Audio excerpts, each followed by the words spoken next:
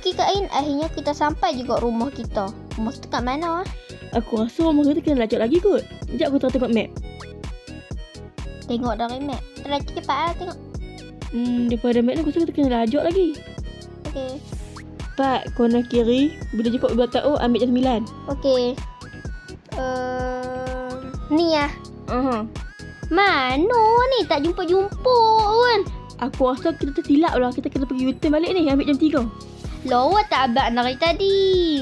Biar aku perasan. Okeylah. Hei, mana pula ada simpang ni? Mana pula ada lah. Weh!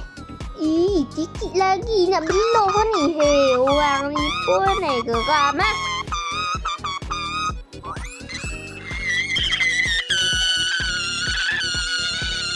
Banyak kan halangan aku nak balik rumah je pun. Kak In, Pak rasa kat depan tu ada simpang tu lah. Ha, tu simpang tu. Okey, lepas tu kita kena ambil jam 3 kan? Ha, betul-betul. Maju lah jalan. Okey. Mepak bawa je lah Kak In. Okey, bawa lah hang. Ni simpang tu balik. Aduh, peningnya Kak In. Nak pergi mana ni? Aku pun tak faham lah. Payah sangat jalan kampung buat pusing. Ni bukan kampung, ni bandar. Ni macam dekat dengan rumah kita. Tapi kat mana Kak In rasa? Tu lah aku pun dapat rasa macam tu kot. Tapi aku tak apa ingat lah. Ni dia Pak. Lah ni. Jumpa juga. Alhamdulillah setelah berjam-jam. Parking. Okey, parking. Okey Kak In. Kita jarang kan tengok rumah ni. Jom kita try masuk. Jom. Cantiknya peluang. Kan? Rasa dalam cantik tak ah? Betul cantik. Arwah mak ayah kita ni. Betul tu. Mereka kan kreatif. Betul. Ha, ni kacau lah. Yelah, okey. Tengok ada meja. Makan, ada piano. Mungkin tempat untuk latihan. Ni ada kantin. Kantin pula tempat makan. Jom tengok tingkat atas. Okey, kita tengok. Tu bilik kita kot. Rasanya ni bilik mak Dah je kita tidur dulu. Dah malam ni. Betul tidak dulu. Terbalik. Oi. Oh, Ish. lupa. Okey, tidur. Akhirnya dah pagi juga. Aku rasa pukul 8 dapat beg bagi dia makanan. Okey, Pak pergi beli ayam depan tu lah. Pergilah beli. Okey, Pak pergi beli dulu lah. Bye. Kereta dia macam nak mampu aku tengok. Beli baru ni. Cantik juga rumah mak ngah dulu. Banyak juga taman kat sini. Ada 8 orang. Bolehlah nanti berkenal-kenalan. Sekarang apa aku nak buat? Aku rasa aku nak try tengok rumah lah ada apa je. Tutup pintu dulu.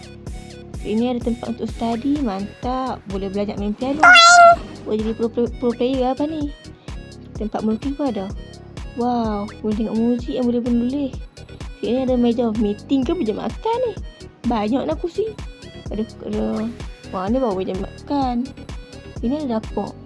Aku rasa aku nak masuk lah. Jatuh buat dah. Aku rasa aku nak masuk lah. Ada apa macam kosong. Nak masak apa ni? Kata buat balik lah nampaknya. Ayo. Nak buat apa? Tak ada apa yang boleh buat.